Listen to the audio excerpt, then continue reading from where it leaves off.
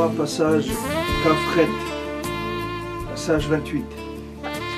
Zeprinat Maase Merkava Shera'a Yechezkel Shemaftirim Beshavuot. Ça, c'est le Maase de la Merkava qu'il a vu Yechezkel, qu'on fait Maftir à Shavuot, c'est-à-dire l'Aftara qu'on lit le jour de Shavuot. C'est la vision de Yechezkel qui a vu la Merkava, c'est-à-dire le chariot céleste.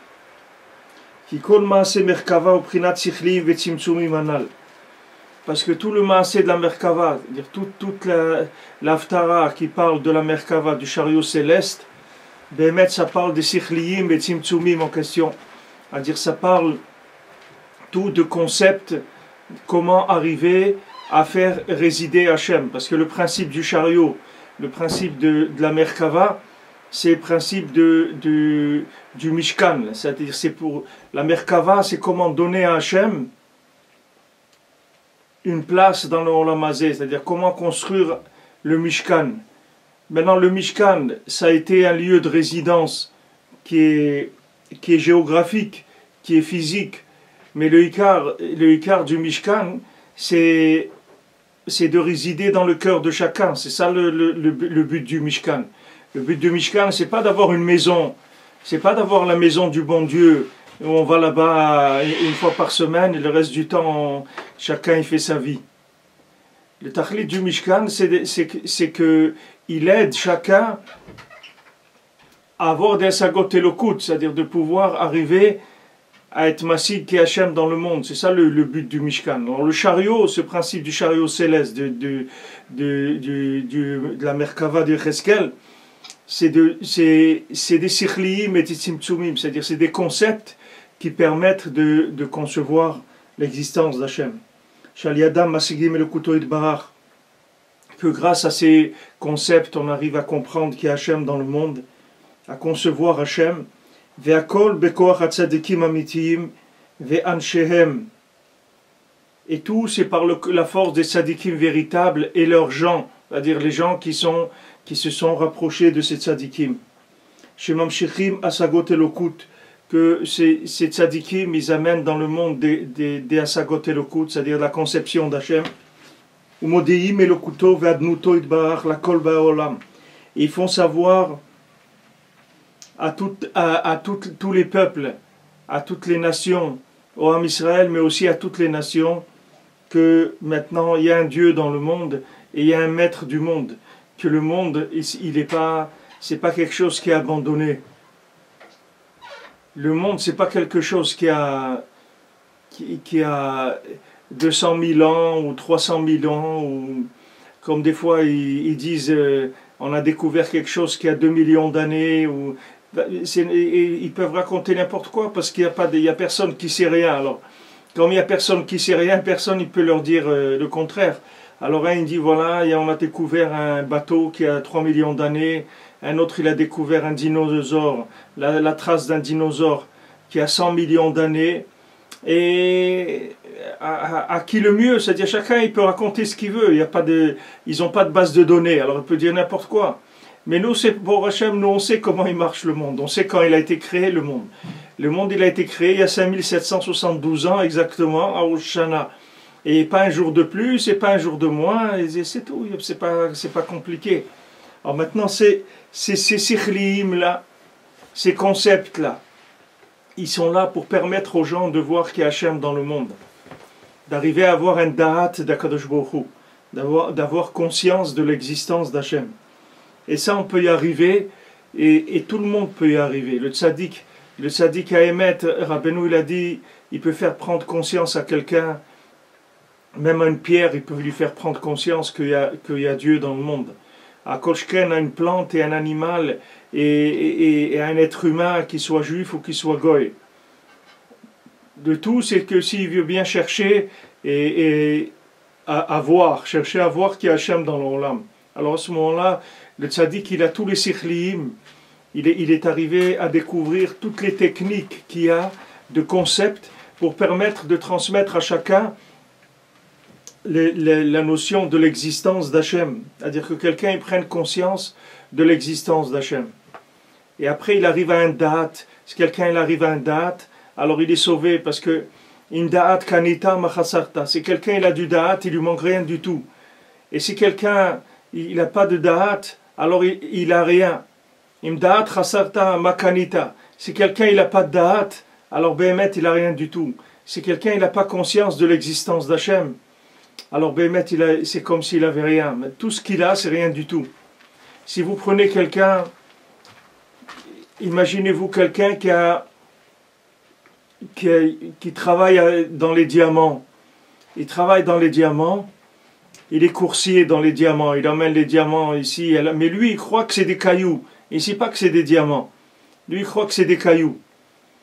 Alors maintenant cette personne-là, comment vous voulez qu'elle fasse attention aux diamants, ou elle va pas aller louer la Brinks pour transporter les diamants. Pour elle, elle croit que c'est des cailloux. Donc tout ce qu'elle fait par rapport à ces choses-là, ça n'a pas de valeur. C'est-à-dire son attitude par rapport à la chose, elle n'a pas de valeur parce qu'elle n'est pas consciente de ce qu'elle est en train de faire. Quelqu'un qui n'est pas conscient qu'il y a Hachem dans le monde, même s'il fait les mitzvot, même s'il étudie la Torah, toute son étude de la Torah, tout son kiyum de mitzvot, même s'il vit en Eretz Israël, tout ça, c'est uniquement en fonction de sa conscience d'Hachem. C'est-à-dire c'est le niveau de conscience d'Hachem qui va gérer la valeur de ses actions. Si vous prenez, c'est comme si vous prenez des cotations en bourse. Il y a des cotations sur le marché. Il y a des valeurs qui sont cotées, il y a des valeurs qui ne sont pas cotées. Maintenant, quelqu'un, tout ce qu'il va vivre dans sa vie, que ce soit son mariage, ses enfants, sa Torah, son Shabbat, son Yishuv en Eretz Israël, tout ce qu'il va vivre, c'est uniquement en fonction de son da'at. Si quelqu'un il a du da'at, c'est-à-dire qu'il a une conscience de l'existence d'Hachem, et selon combien il a conscience de l'existence d'Hachem, c'est ça qui va donner le coefficient de valeur au mitzvot qu'il est en train de faire. Comme cet homme-là, il transpose des diamants, mais lui, il croit que c'est des cailloux. Donc maintenant, lui, quand il transporte les diamants, lui, il peut pas embaucher la Brinks. Parce que la Brinks, disons, pour faire un transport de diamants du magasin à la banque, ça coûte, je sais pas, peut-être $1000, disons. Mais lui, il va dire, mais c'est dommage de dépenser $1000. Pourquoi tu vas dépenser $1000 pour transporter des cailloux? Moi, je te les amène, c'est pas un problème. Donne-moi un petit sac, je te les amène. Maintenant, vous ne pouvez pas lui faire comprendre que ce qu'il est en train de transporter, c'est des diamants. Ça coûte cher. Et il y a des voleurs, il y a des gens qui veulent lui enlever ses diamants. Lui, il n'est pas conscient.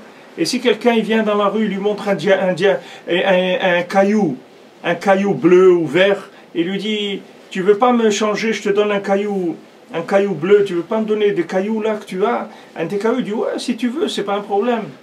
Parce qu'il n'a pas conscience de la valeur de ce qu'il est en train de vivre.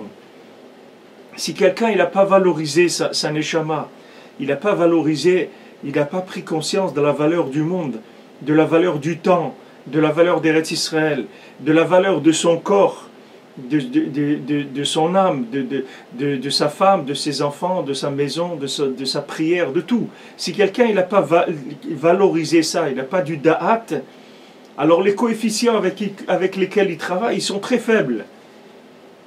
Et c'est pour ça que les gens ils se demandent, mais comment ça se fait, voilà, beaucoup de gens ils font la Torah, et pourquoi Mashiach ne vient pas? Parce que c'est pas un lien de combien de gens ils font la Torah, c'est avec quelle conscience quelqu'un fait la Torah. C'est ça qui donne la valeur. Plus quelqu'un il est conscient de l'existence d'Hachem, et plus quand il fait une mitzvah, ça a une importance. Rabbi nous dit dans l'écouté Moharan que quand un tzaddik il mange, quand il mange, c'est plus que l'étude de la Torah de quelqu'un d'autre. Parce que le tzaddik il a du da'at. Lui quand il fait quelque chose, tout ce qu'il fait, il le fait avec une conscience d'Hachem. Donc sa conscience d'Hachem, elle se traduit par le fait qu'il fait des opérations spirituelles dans ce qu'il fait. Peu importe maintenant ce qu'il est en train de faire, s'il est en train de manger, ou il est en train de dormir, ou il est en train de se promener. Maintenant, il fait des opérations spirituelles en permanence parce qu'il a une conscience d'Hachem qui est très très grande.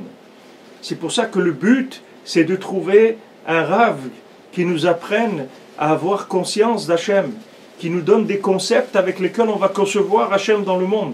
Et à ce moment-là, Quand on fait Birkat Amazon, c'est autre chose. Quand on fait la Tfila, c'est autre chose. Et les coefficients, ils changent complètement. Et il n'y a pas besoin de quantité tellement. Ce qu'il y a besoin surtout de qualité, c'est-à-dire de faire des choses, que ces choses-là, elles soient faites avec de la conscience. Alors les choses, elles sont vivantes. Ce sont des mitzvot vivantes. Ce sont des mitzvot pleines de conscience d'Hachem. Comment vous croyez que les gens ils se sont fait assimiler? Vous croyez qu'on a assimilé des gens comme ça du jour au lendemain? On n'a pas assimilé des gens du jour au lendemain. On les a assimilés parce qu'ils ont perdu la conscience de l'existence d'Hachem. Sinon, jamais on n'aurait pu assimiler quelqu'un. Comment on va assimiler quelqu'un? Comment vous voulez un juif qui a conscience de l'existence d'Hachem, on va lui faire vivre comme s'il n'était pas conscient qu'Hachem existe? Il va dire, bon, si je ne fais pas cette mitzvah, c'est pas tellement grave. Et pourquoi tu vas payer le etrog tellement cher? Il y a des etrogim moins chers là-bas, ils vendent des etrogim à 10 euros. Pourquoi tu vas les payer 200 euros un etrog? C'est dommage, parce que lui, il est en train de lui parler de etrog, comme si maintenant il est en train d'acheter des dentifrices. Alors il dit, c'est dommage que tu payes des 10 euros, 200 euros, j'ai trouvé là-bas, il le vend à 10 euros. Tu devrais aller là-bas pour l'acheter. Parce qu'il n'y a pas de da'at. Comme il n'y a pas de da'at, alors c'est vécu comme quelque chose de banal, c'est-à-dire du vécu de tous les jours. Rabbeinu il dit que les bénis Israël, ils payent très cher un etrog, et il dit que les bénis Israël, on ne peut pas les rouler. Si un béni Israël, il paye un etrog cher, c'est parce qu'il sait qu'est-ce que ça vaut un etrog. Et c'est pas Stam que Rabbeinu il a parlé du etrog quand il a dit ça. Rabbeinu aurait pu parler des tfilines, ou il aurait pu parler des tzitzit, ou de la mezouza, de n'importe quoi Rabbeinu aurait pu dire, parce que c'est BMS, c'est pareil pour tout. Quelqu'un il dit, voilà une mezouza, mais pourquoi tu payes la mezouza? Tu as payé une mezouza 300 euros, mais il y a des mezouza à 20 euros. Et la même chose pour les tfilines, pour tout, c'est comme ça. Pourquoi Rabbeinu l'a parlé du etrog? Parce que Rabbeinu, quand Rav Yitzhak de Berditchev, il est niftar, Rabbeinu il a dit la Torah Samer Zain, la Torah 67, dans la deuxième partie du Écoutez Moharan. Rabbeinu il l'a dit quand Rav Yitzhak de Berditchev il est niftar. Et personne ne savait qu'il était niftar. Il n'y a que Rabbeinu qui savait, dans la communauté, dans Breslev. C'est-à-dire à Breslev, le Rav il était niftar le jeudi, où il est au début de Tishri, il est niftar, le Rav Yitzhak de Berditchev. Et personne ne savait. Et Rabbeinu il a dit la Torah Samer Zain, Bereshit Le'nei Kol Israël. Et là-bas, Rabbeinu il parle du PR, de la splendeur, de la merveille du Tzaddik Ador. Rabbeinu il appelait le Rav Yitzhak du Berditchev, il l'appelait PR Chaburatenu. Il appelait la splendeur de leur groupe de Tzaddikim. Lui il l'appelait que c'était la splendeur des Tzaddikim. Alors Rabbeinu il a parlé de ça. C'est la même chose que la beauté du etrog, le chen qu'il a le etrog, cette grâce extraordinaire qu'il a le etrog, Béhémet, ça vient de la splendeur du tzaddik. C'est ça qui donne la beauté au etrog. Et quand quelqu'un y met Béhémet de l'argent dans le etrog, je peux vous parler de ça parce que je ne vends pas d'etrogim. Si je vendais des etrogim, je n'aurais pas dit ça parce qu'après, les gens ils vont croire que je fais la publicité pour les etrogim. Mais le etrog, la splendeur de l'etrog, ça vient du tzaddik. Alors quand quelqu'un met de l'argent dans le etrog, Béhémet, qu'est-ce qu'il veut? Quand il met de l'argent c'est quoi l'argent? On a vu, c'est des simtsumim. L'argent c'est des simtsumim de la Elokut. C'est comme les mitzvot, c'est comme tout ce que Hachem il a mis dans le monde, c'est des sikhlim. Quand quelqu'un met de l'argent pour acheter un etrog, ou quand quelqu'un met de l'argent pour acheter une mezouza ou des tfilines, ou il dépense de l'argent pour être mekayem une mitzvah, qu'est-ce qu'il fait? Il montre quel coefficient cette mitzvah elle a dans son cœur. Qu'est-ce que lui pense que ça vaut cette mitzvah?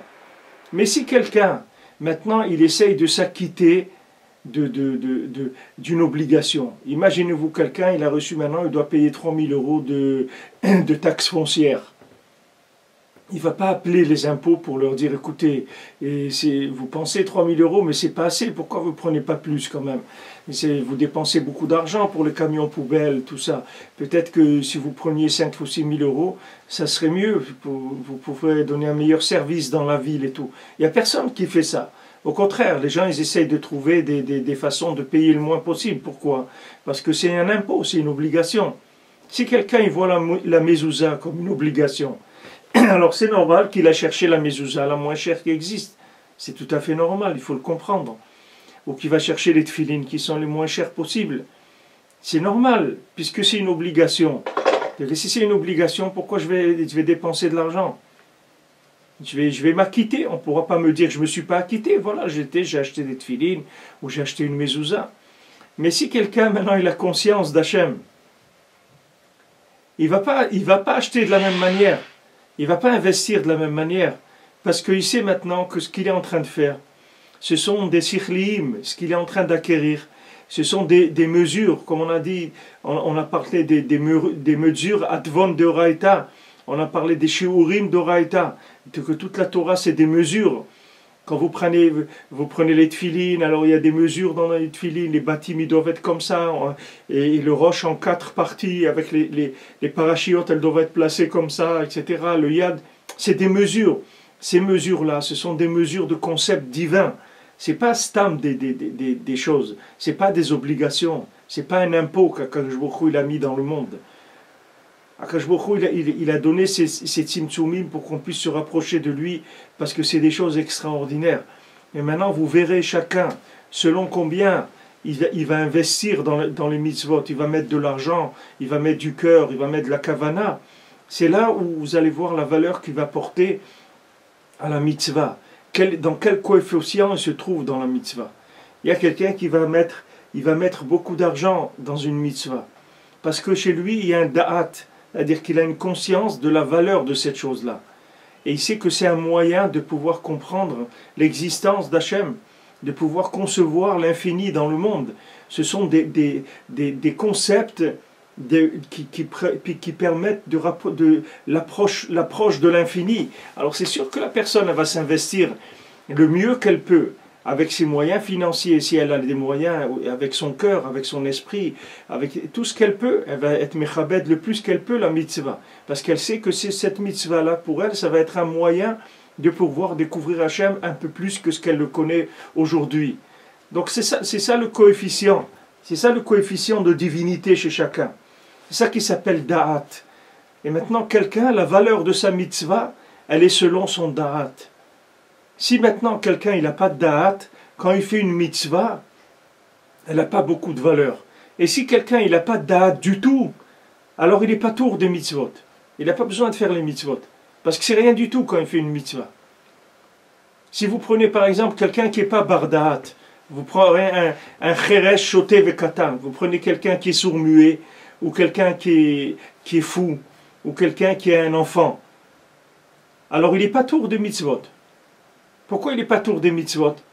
Il pourrait faire des mitzvot. Puisque nous, on a besoin le plus de mitzvot qui sont faites dans le monde, le mieux c'est, puisque ça va amener la Géoula. Et vous voyez que non, ils ne sont pas tours. Pourquoi ils ne sont pas tours de mitzvot? Parce qu'il n'a pas de da'at. Donc comme il n'a pas de da'at, quand il fait la mitzvah, qu'est-ce qu'il est en train de faire? Il est en train de faire du cirque, c'est tout. Il est en train de faire une reproduction de quelqu'un qui fait une mitzvah. C'est pour ça qu'on fait le chinour, un enfant, on met choto, alors il met les tzitzit, il met les choses. Maintenant, il fait semblant de faire la mitzvah. Et il va arriver à un âge où il va faire sa bar mitzvah, il ne va plus faire semblant, là il va faire behemet. Mais avant, il n'est pas tour, c'est juste pour l'éduquer, c'est tout qu'on fait. Mais lui-même, il n'est pas tour, c'est-à-dire que ce qu'il fait comme mitzvot, ça ne prend pas part à la réparation du monde. Alors ce principe-là, si vous voulez, appliquez-le à un individu quelconque, et vous allez voir que son degré de da'at, c'est son degré de participation à l'évolution de la planète. Si quelqu'un n'a pas conscience de l'existence d'Hachem, c'est un figurant sur Terre. C'est-à-dire il est entièrement figurant. Il n'aura pas son nom, ni au début du film, ni à la fin du film, ni même pas dans les costumes, dans rien du tout. Il y a son nom, on ne met pas les noms des figurants. Quand il y a des acteurs qui marchent dans la gare et il y a des gens qui sortent du train, etc., on ne met pas le nom de tous les gens qui étaient dans le train et qui sont sortis. Parce que c'est des figurants, qu'ils soient là ou quelqu'un d'autre, ou qu'il y ait la moitié de ces gens-là, c'est pareil, ça ne change rien. Quand quelqu'un n'a pas de da'at, c'est un figurant sur Terre. C'est-à-dire qu'il ne joue pas un rôle qui va changer quoi que ce soit à l'évolution du monde. Mais quelqu'un qui a du da'at, alors là, ça devient quelque chose de sérieux. Là, tout ce qu'il fait, c'est chaque pas qu'il fait, alors ça devient très très sérieux. Et ça va devenir une cible, il va devenir tout de suite une cible de Amalek. Tout de suite, il va être répertorié dans les fichiers de Amalek.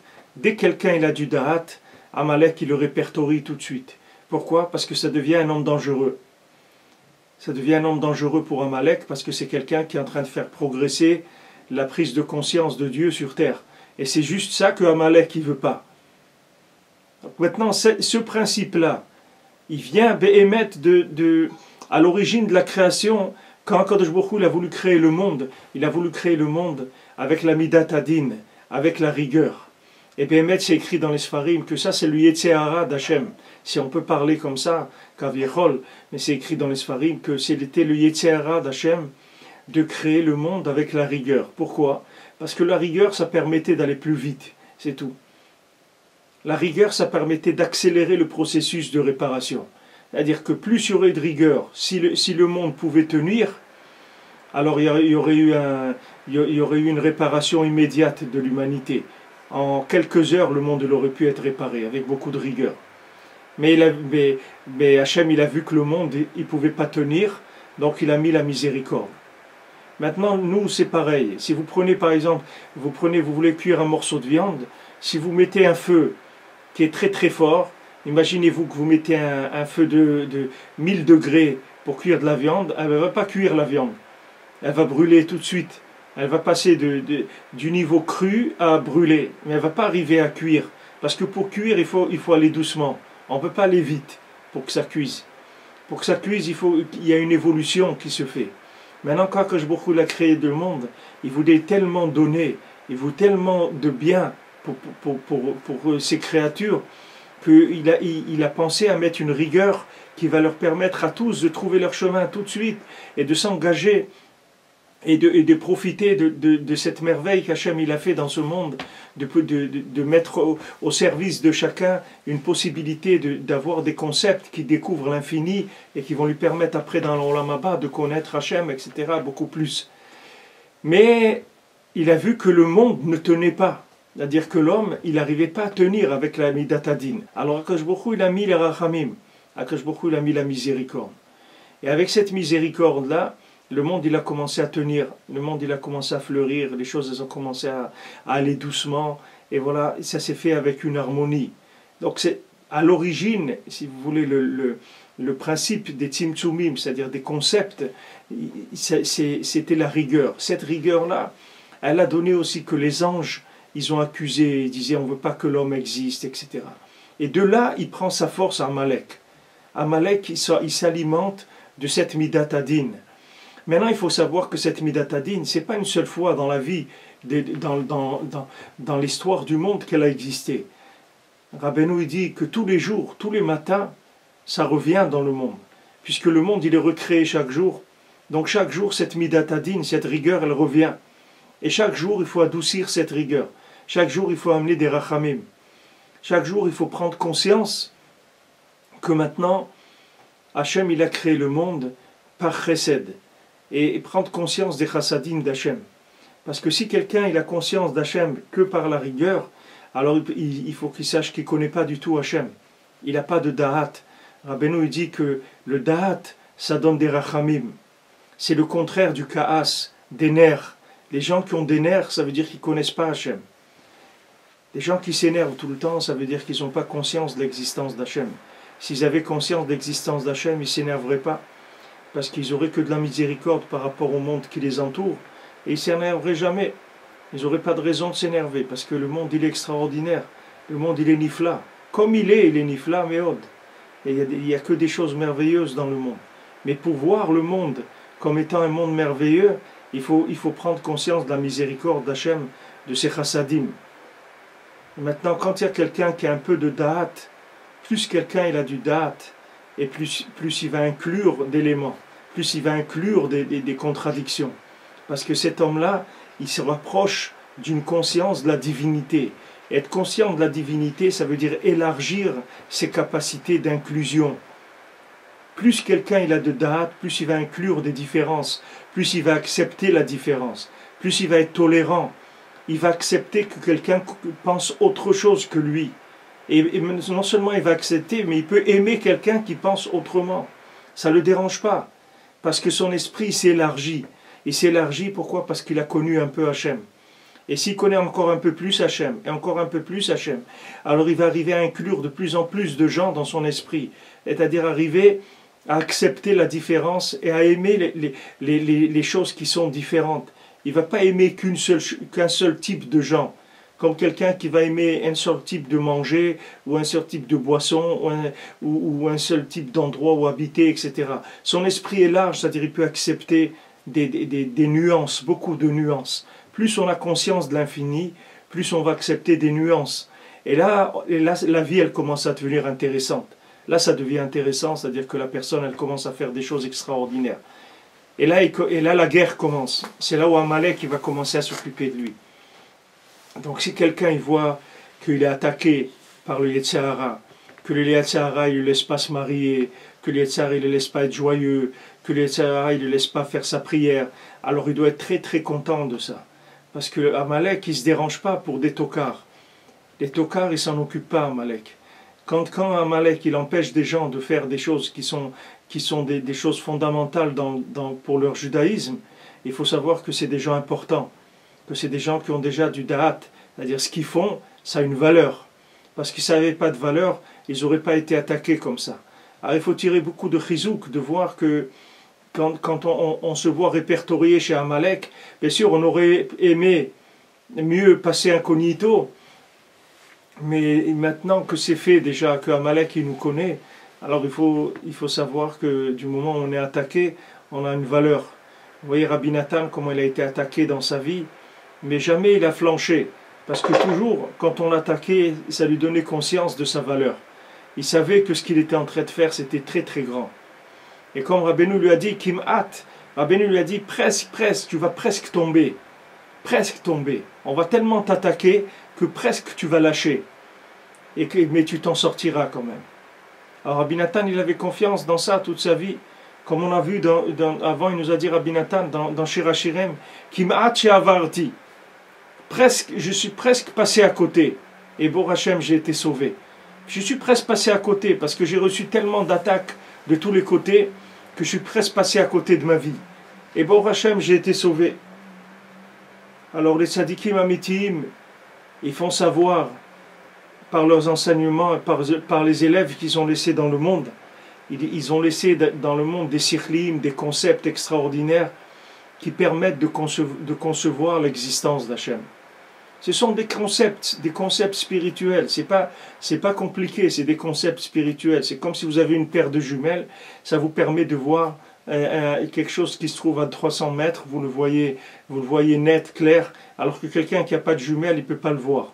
Maintenant, les concepts de la divinité, c'est pareil. Quelqu'un, il a accepté, il a reçu des concepts du tzaddik ou de ses élèves, alors il a dans son esprit des concepts qui lui permettent de voir l'infini là où il va.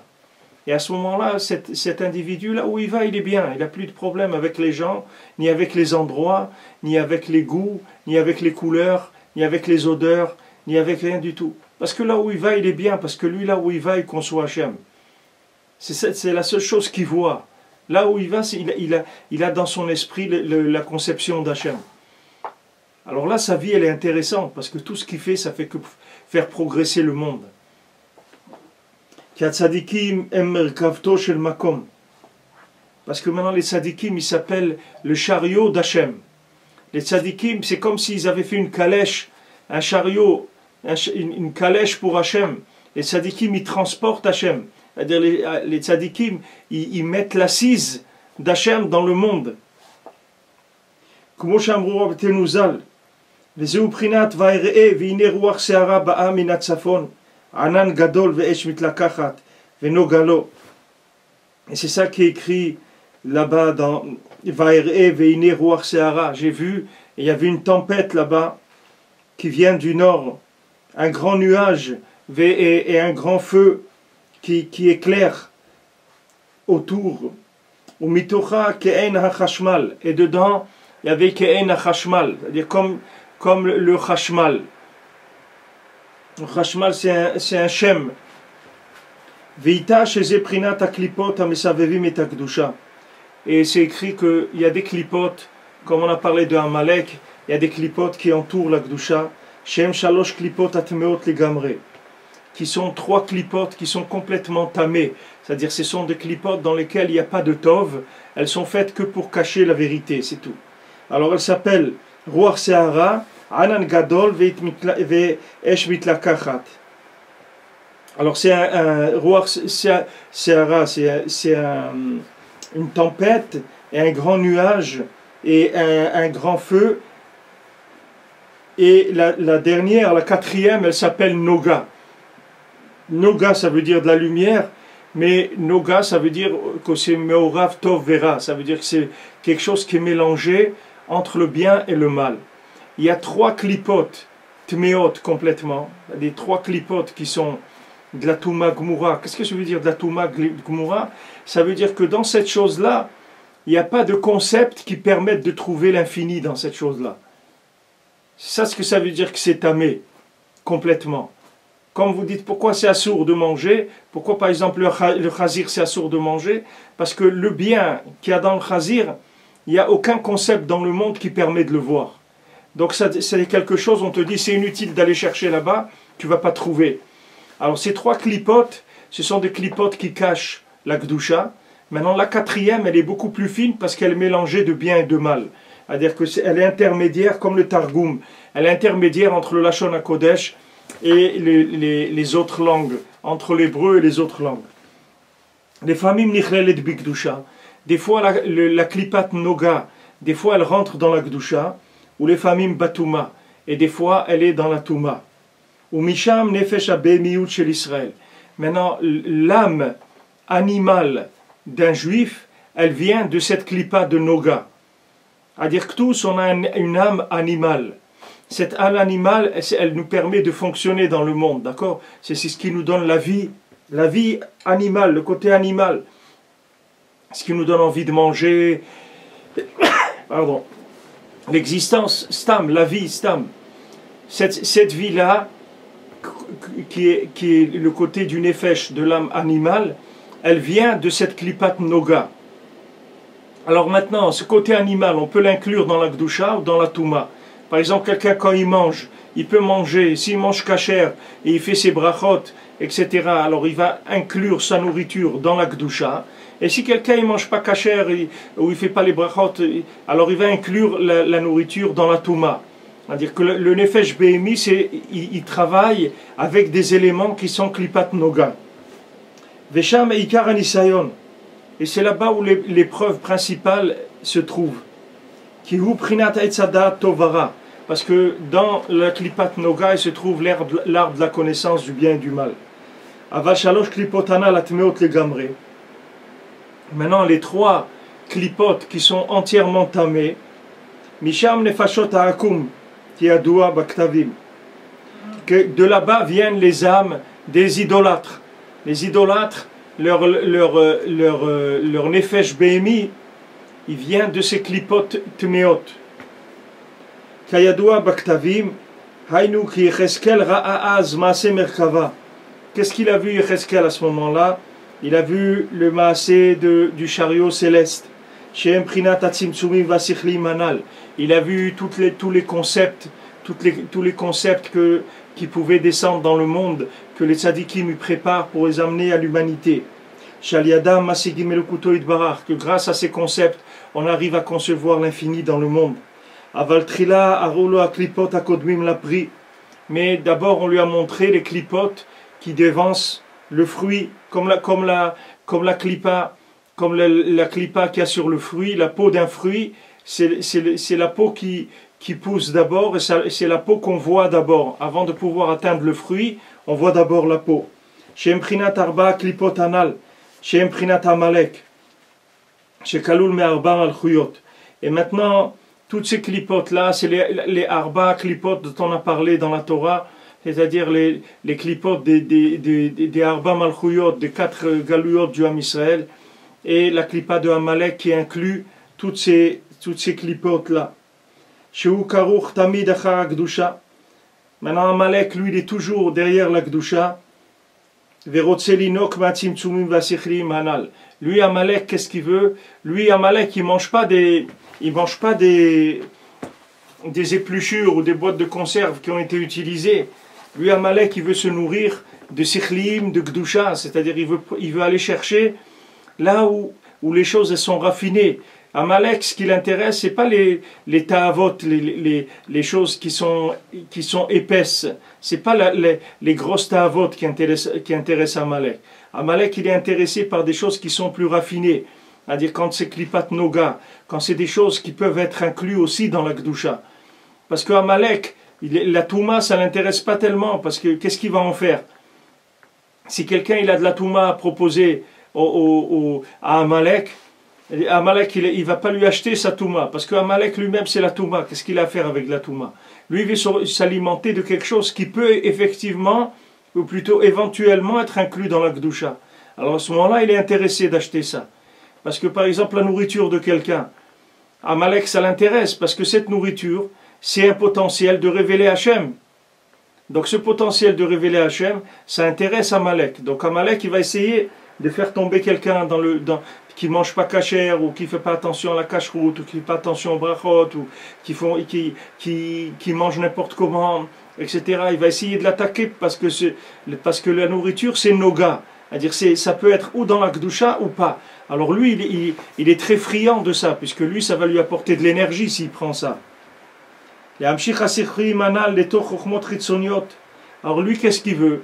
C'est prendre tous ces concepts-là, qui en potentiel sont faits pour révéler Hachem. Lui, il veut les mettre dans les chokhmot chitzoniot. Il veut les investir dans les chokhmot chitzoniot. Par exemple, s'il voit un juif, que ce juif-là, il peut être un très grand chercheur en Torah, c'est-à-dire qu'il peut amener dans le monde des etzot, des conseils, comment on va faire pour faire tchouva, comment on va faire pour arriver à se rapprocher d'Hachem, comment on va faire pour prier, comment on va faire pour éduquer les enfants dans la Torah, comment on va faire pour le Shalom Bayit, comment on va faire pour être Besimcha, etc. S'il voit quelqu'un qui est très capable là-dedans, alors qu'est-ce qu'il va faire? Il va essayer de le récupérer dans des sikhliot qui sont des choses chitzoniot. Il va essayer de lui donner un poste de philosophe, de psychologue, ou bien de chercheur, ingénieur en aéronautique, ou un grand artiste de cinéma, ou un grand artiste dans la musique, n'importe quoi. Il va essayer de lui donner une réussite dans la chitzoniut pour essayer de le récupérer complètement et de l'empêcher de faire ce qu'il devrait faire sur terre pour le bien de l'humanité. Alors maintenant les gens ils vont adorer une idole dans la musique ou dans le cinéma ou n'importe quoi, et les gens ils vont dire oui, tu sais, ce grand cinéaste là c'est un juif, hein, tu sais, c'est un des plus grands metteurs en scène du monde, c'est un juif. Et les juifs eux-mêmes, comme des idiots, ils sont en train de faire des louanges de cet homme-là, de dire voilà, regarde, c'est le plus grand cinéaste du monde, c'est un juif. Au lieu de pleurer, de dire voilà le pauvre, il aurait pu nous aider. Regarde, c'est un cinéaste extraordinaire, ça veut dire il sait faire des scénarios, il aurait pu faire des principes d'éducation dans les écoles, des choses extraordinaires, pour essayer de présenter la Torah avec des exemples, avec des histoires, il aurait pu organiser des pièces de théâtre de Torah pour faire passer des choses, etc. Et le pauvre, regarde, qu'est-ce qu'il est allé servir? Il est allé servir Amalek. Au lieu de pleurer sur lui, les gens ils sont contents. Ils disent ah, enfin un juif qui a réussi. Il n'a que le pauvre, qu'est-ce qu'il a réussi? Il a réussi quoi? Qu'est-ce qu'il a réussi? Les gens ils ont la tête à l'envers complètement. Alors ils sont en train de les pauvres d'applaudir quelqu'un que lui-même il est en train de souffrir l'enfer. Et les gens ils sont contents, ils disent ah, il y a un de chez nous qui a réussi. Il a percé quand même. Les juifs, ils sont capables, hein, c'est des gens capables. Et les gens, ils rigolent de ça, ils sont très heureux quand ils voient ça. Pour eux, c'est extraordinaire. Voilà, il y a il est arrivé à être Premier ministre. Eh bien oui, c'est un juif. Le Premier ministre, c'est un juif. Les trucs. Et les gens, ils sont contents de ça. C'est sûr que c'est des gens de valeur. C'est sûr que quand Amalek, il récupère des gens comme ça, il leur donne des postes comme ça pour les mettre à l'envers, c'est sûr que c'est des gens de valeur, c'est Vadaï. Mais c'est pas là-bas où on a besoin d'eux. On a besoin d'eux dans la Gdusha, on a besoin d'eux pour aider à révéler Hachem. On a besoin d'eux pour gérer ce qu'il y a à gérer dans le monde, comme Sikhlim de Gdusha, comme concept. C'est là où on a besoin d'eux. Donc lui, Amalek, il cherche les personnalités Il cherche les gens qui sont capables de faire des choses et il essaie de les retourner, c'est-à-dire de les récupérer à son compte. Maintenant, pour ça, il est prêt à leur offrir beaucoup de choses. Il peut leur offrir énormément de choses. Il peut leur offrir de l'argent, il peut leur offrir du kavod, il peut leur offrir une satisfaction, une sensation de réussite. Il peut offrir énormément de choses. Le tout, c'est qu'il récupère la personne, c'est tout. Ce qui l'intéresse à lui, c'est de récupérer quelqu'un. Et une fois qu'il l'a récupéré et qu'il est sûr que cette personne-là, elle va plus servir à grand-chose, alors là, il peut le lâcher. Et quand il le lâche, il est dans un état assez lamentable. Quand il le lâche, le pauvre, ça fait vraiment de la peine après. Parce que pour rentrer dans la reconversion maintenant, et de se reconvertir dans la Kedusha, il va lui falloir beaucoup, beaucoup de miracles pour qu'il arrive à se reconvertir. S'il arrive à se relever un jour, parce qu'en général, c'est des postes qui brûlent les gens pour la vie.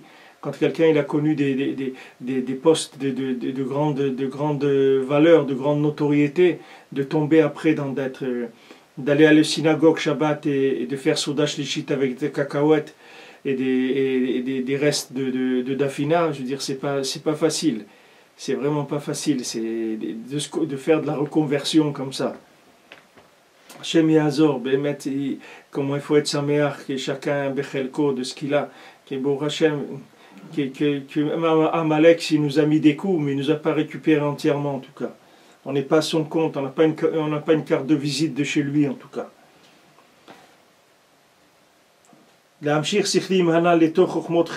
Lui, Amalek, il veut prendre ses concepts, il veut les amener dans les sciences profanes. La force d'Ivrei Elokim Chaim, il veut retourner, mettre à l'envers complètement les paroles d'Hachem. Pour cacher les asagot et lokut, pour cacher les concepts d'Akadosh Baruch Hu dans le monde.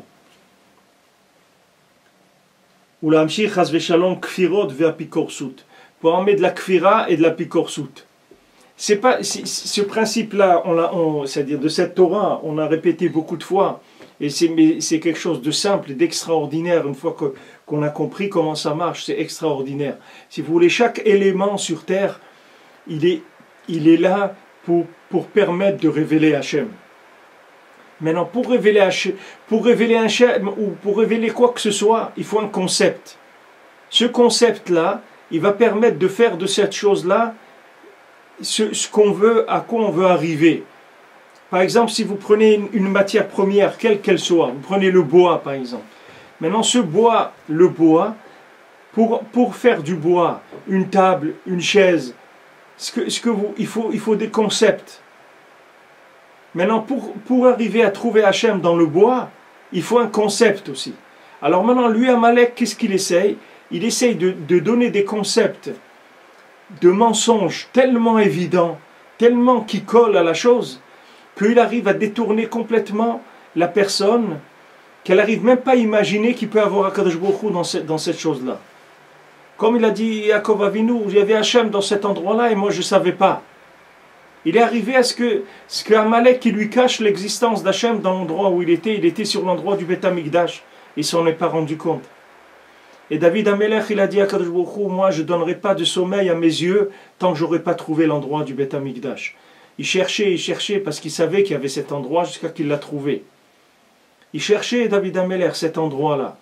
Maintenant, Amalek, qu'est-ce qu'il essaye? Il essaye de fournir à quelqu'un une théorie qui colle très très bien à la chose, de manière à ce que la personne elle se voit, ou elle voit la chose comme ça. Quelqu'un m'a demandé, il m'a dit, est-ce que je dois tailler ma barbe pour pouvoir me marier? Parce que dans ma famille, on me dit, si je ne taille pas ma barbe, je ne vais pas trouver à me marier. Et même ça m'est arrivé de rencontrer des fois des jeunes filles qui m'ont dit qu'elles n'aiment pas quand la barbe n'est pas taillée, comme ça fait des fils, tout ça. C'est pas beau. Alors maintenant quelqu'un, le pauvre, il souffre de ça, parce que les gens lui disent, mais non, parce que tu es trop religieux, ces trucs, c'est pour ça que tu ne trouves pas à te marier. Mais il dit, mais moi, si c'est pas pour être religieux, pourquoi tu veux que je me marie? Pour entretenir une femme, pour lui payer un loyer et tout, je n'ai pas besoin, je m'entretiens moi tout seul, si j'ai besoin d'entretenir une femme. Moi je veux entretenir une femme pour fonder un foyer juif, c'est ça que je veux, dans la Torah. Mais stam, pour une compagne, j'ai pas besoin, moi. Je rentre chez moi, je mets de la musique et c'est tout. J'ai pas besoin. Pour qu'une femme, elle me parle, je peux mettre la radio, c'est tout. J'ai pas besoin qu'elle me parle. Je peux m'en passer. Moi, je me marie parce que je sais que en fondant un foyer, j'ai construit le Beth Amikdash, j'amène la Shrina dans la maison. Maintenant, si moi, je me sens bien avec ma barbe, c'est ça mon identité. Alors elle aussi, bon, c'est vous qu'elle va me trouver bien avec ma barbe. Pourquoi elle ne va pas me trouver bien avec ma barbe? Si déjà maintenant avec ma barbe, elle me dit non, il faut enlever la barbe. Après, qu'est-ce que j'ai? Et si mes oreilles, elles ne lui plaisent pas, je vais les couper. Qu'est-ce que tu veux que je fasse? Je ne peux pas me mettre... Et si maintenant elle veut un blond, moi je ne suis pas blond, alors je vais aller me décolorer les cheveux toutes les semaines pour avoir des cheveux blonds. Et c'est quoi ça? Moi voilà, je suis comme ça, c'est tout. Hachem il va me donner mon zivou, comme je suis, c'est tout. Maintenant si je mesure 1m60, qu'est-ce que je peux faire? Je vais m'étirer, qu'est-ce que tu veux que je fasse? Je vais mettre des talons, je peux rien faire, c'est comme ça, c'est tout. Hachem il m'a fait comme ça, voilà comment je suis. Et c'est comme ça que je vais trouver mon zivou, que je n'ai pas besoin de me casser la tête pour ça. Et si maintenant ma tête, elle lui revient pas, ben tant pis, elle a qu'à aller voir ailleurs, c'est tout. Mais celle qui sera ma femme, elle va comme je suis, et je vais lui plaire, c'est tout. Comme elle va me plaire, comme elle est. Parce que c'est mon zivou, c'est tout. Il y a des choses qui correspondent les unes aux autres sur Terre. Et c'est tout, c'est pas compliqué. La vie, elle est vraiment pas compliquée. Et il faut être soi-même comme on est, c'est tout. Et se sentir bien dans sa peau, être sa mère. Et chaque chose, elle va venir comme ça. Il y a des gens qui croient qu'ils ne trouvent pas de travail parce qu'ils ne mettent pas la cravate ou ils ne mettent pas ça comme ci. Mais ce n'est pas ça les sibotes du monde. La siba du monde, il n'y en a qu'une seule, qui est siba de kol sibot. C'est Akadosh Baruch Hu, c'est tout. Et nous, on fait ce qu'on a à faire, notre ishtadlut normal, c'est tout. On est dans la norme, c'est tout, de la Torah, dans la norme du monde. C'est tout. Quelqu'un avec une barbe aujourd'hui, c'est pas, il choque pas comme je sais pas quoi. Des gens qui ont la barbe dans le monde, il y en a beaucoup. C'est pas quelque chose qu'il faut. Bezrat Hashem, chacun comme il est, il va trouver son zivou, il n'a pas de souci à se faire. Comme il est. Les gens, ils veulent donner une forme aux choses. Ça vient de Amalek. C'est-à-dire, Amalek, lui, il définit les standards. Il veut donner des standards. Il dit voilà le standard de ça, le standard de ci. Mais il n'y a pas de standard. Le standard c'est Hachem, c'est tout. C'est ça le standard du monde. Hachem il m'a créé comme je suis. C'est-à-dire moi-même je suis un standard déjà. Qu'est-ce que tu veux me faire de moi? Moi je suis déjà un standard. C'est Hachem qui m'a créé, je suis une créature d'Hachem. Alors maintenant quand Amalek il arrive à déformer complètement l'interprétation de la chose, ou l'interprétation de quelqu'un, comment il s'interprète lui-même, ça, la finalité de ça, c'est la pikorsout, c'est l'hérésie. C'est ça la finalité de ça.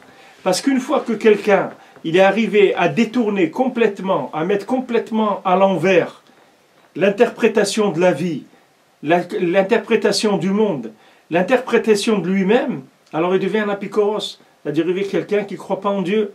Pourquoi? Parce qu'il a inversé complètement les éléments qui lui ont été fournis pour trouver Dieu. Il est arrivé à tellement mettre à l'envers les choses que maintenant dans ces choses-là, d'après lui, il n'est plus question de chercher Hachem dans ces choses-là. Mais c'est pas vrai. C'est pas vrai, c'est du mensonge gamour. Mais lui, Amalek, lui, il essaye de donner des concepts tellement faux des choses qu'il arrive à cacher complètement tous les accès pour arriver à Hachem. Et de ça, il fait de la pikorsout dans le monde. Donc quand les gens, ils n'ont plus aucun moyen de trouver Hachem, alors ils deviennent des apikorsim. Ils reviennent des apikorsim. Si vous êtes dans des milieux universitaires ou intellectuels et tout, vous allez dire que vous croyez en Dieu, c'est honteux, les gens ils disent pas ça. Même des juifs qui sont là-dedans, ils font attention de ne pas dire qu'ils croient en Dieu et tout, parce que ça fait comme ringard, ça fait vieux jeu, quelqu'un qui dit qu'il croit en Dieu. Pourquoi? Parce que les gens ils ont retourné tellement le monde que ça y est, il n'y a plus ce concept-là, il ne faut pas en parler. Comme ils ont dit les aristocrates d'Ouman, qu'ils ne parlaient pas de Dieu, ils ne disaient pas le nom d'Hachem. Parce qu'ils voulaient créer une forme de vie dans laquelle il n'y a pas Hachem. Et c'est ça Amalek, c'est ça le travail d'Amalek. Donc il prend les sikhlim, il prend les concepts, et lui il réfléchit toute la journée comment il va inverser ces concepts de manière à s'éloigner le plus possible de la moindre présence d'Hachem dans ce concept-là. Éloigner au maximum le concept. Éloigner, essayer d'éloigner le plus possible pour que la personne ne se trompe. Et donc ces quatre galouyot, ces quatre sikhlim de Sitracha, qui sont par rapport aux quatre lettres du nom d'Hachem, c'est les quatre clipotes qu'il a vus là-bas, Yecheskel, qui étaient autour du chariot. C'est toutes sortes d'écoles de pensée qui se trouvent dans le monde. Ces gens-là, qu'est-ce qu'ils veulent? Ils veulent amener des concepts dans le monde, des concepts qui sont des concepts profanes, Vezarot étrangers, Bechochmot shel Hevel, avec des chochmot, des bêtises, de la folie, de la bêtise. À l'époque de mai 68, etc., ils ont sorti des bêtises dans le monde. Les gens, ils ont cru à des choses que c'était des bêtises. Après, il y a eu des mouvements, les mouvements hippies. Les gens, ils ont cru que ça allait être vrai, ces choses-là. Voilà, il y a les hippies, il y a les flower people, des gens flower people.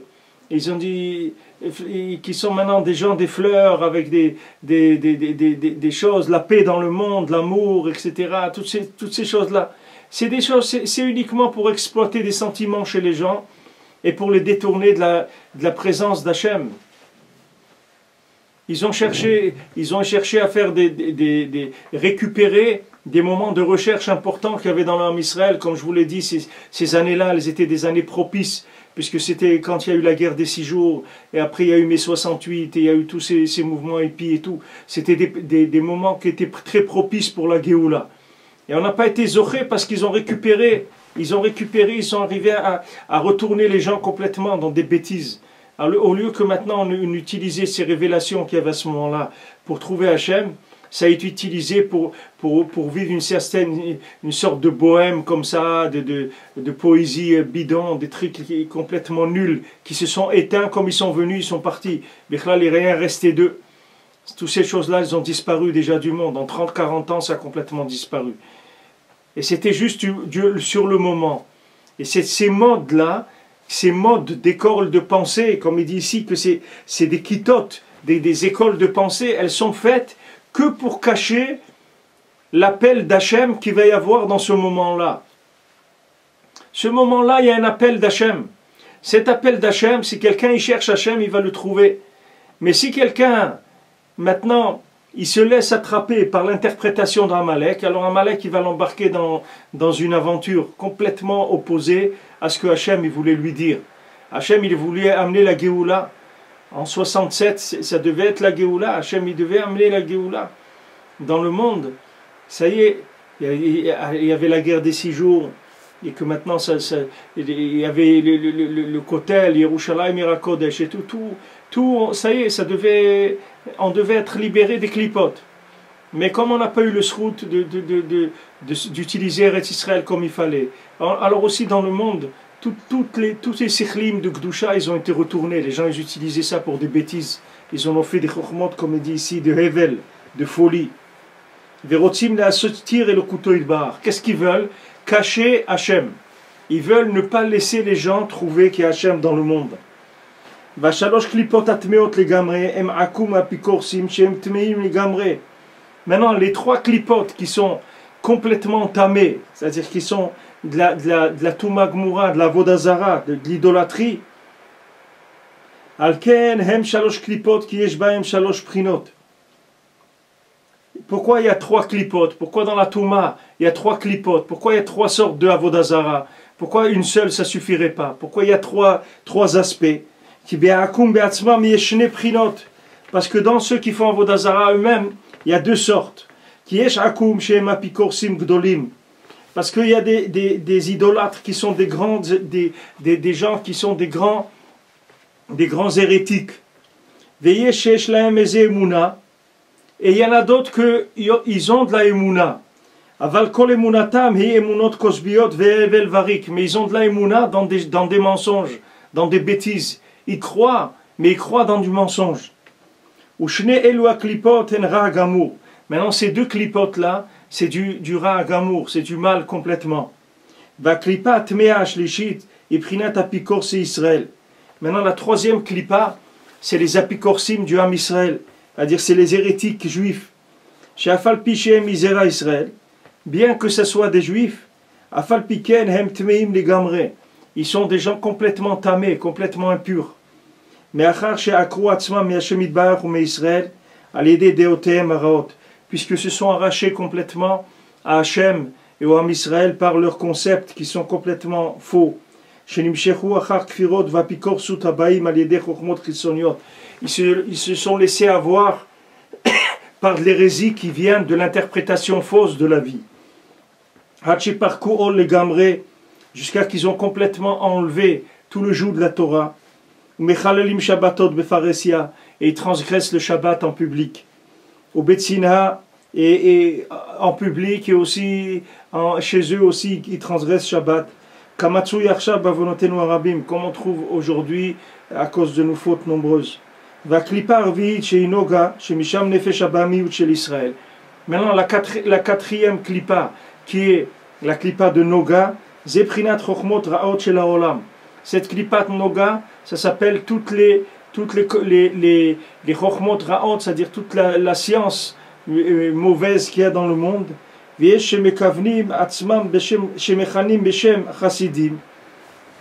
a des gens qui viennent et qui s'appellent des chassidim, et ils disent des bêtises. Et bien, ils éloignent d'Hachem, ils éloignent de la Torah, ils éloignent des tzadikim amitim. On parle ici des gens qui ont de la Torah. Ces gens-là, ils s'appellent Klipat Noga, parce que là-dedans, il y a du bien et il y a du mal. C'est-à-dire que c'est des juifs, mais c'est des juifs qui ont viré un petit peu et dans lesquels il y a accès à des klipotes. Alors, Bezat Hashem, demain on verra ça, parce que c'est ce qu'on avait parlé, c'est-à-dire ce que Rabbeinu l'a dit au début de la Torah, qu'il faut chercher le plus grand rave. Il ne faut pas chercher un petit rabbin, il faut chercher le tzaddik haemet, parce qu'il n'y a que celui qui est entièrement propre de tout concept qui est étranger, qui peut te donner une façon de trouver Hachem pour toi, au niveau auquel tu te trouves. Mais si maintenant tu trouves un rave, que lui-même, il étudie la psychologie et les trucs comme ça, jamais il va pouvoir te sortir de là où tu veux. Parce que lui-même, sa Torah, elle est déjà mitigée, elle est déjà mélangée avec d'autres choses. Maintenant, quand tu vas venir chez lui avec ses mélanges, il va t'embrouiller encore plus que ce que tu as embrouillé toi tout seul. Parce que lui, il a des mélanges qui sont beaucoup plus subtils que les tiens. Parce que c'est des mélanges qui sont faits avec de la Torah aussi. Toi, tu as des mélanges qui sont des mélanges complètement bidons. C'est des mélanges du sport et de la philosophie, des pensées qui sont des pensées complètement extérieures. Mais quand tu vas chez un rave, que ce rave-là, lui-même, il ne cherche pas le tzaddik haemet, il n'est pas attaché au tzaddik haemet. Lui, il a une Torah avec des bêtises dedans. Et cette Torah avec des bêtises, elle peut t'embarquer dans des choses où tu peux te perdre beaucoup plus que ce que tu vas te perdre tout seul. Parce que lui, il va te donner des accélérateurs de mensonges. Il va te booster le mensonge. Il va te raffiner le mensonge. Alors ça, c'est la Klipat Noga. Ça, Bezrat Hashem, on va voir Rabbi Nathan comment il ouvre ça, Bezrat Hashem, demain. Be'atzlacha.